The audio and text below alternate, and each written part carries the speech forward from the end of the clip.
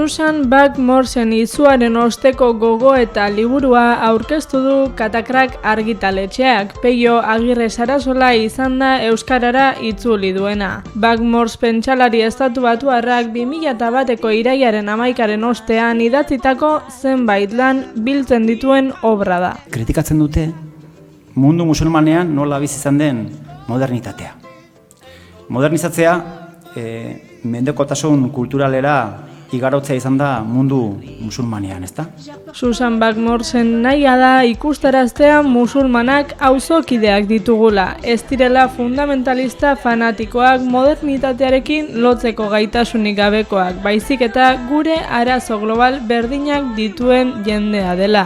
Abia puntu hori hartuta erdigunean jarri du liburuan borroka komunaren beharra. Islamismoak beste era batean, dio Buck-Morsek, ez? Beste era batean jorratzen ditu modernitatearen gai politikoak. Eta daude askotariko jarrera teorikoak.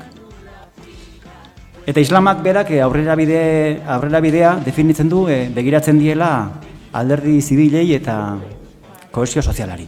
Beraz, hor badugu segurazki zer ikasi. Bestalde, Edoi Etxarte argitaletxeko editoreak adierazi du faltan sumatzen dituela biolentzia eta politika gurutzatzen dituzten lanak.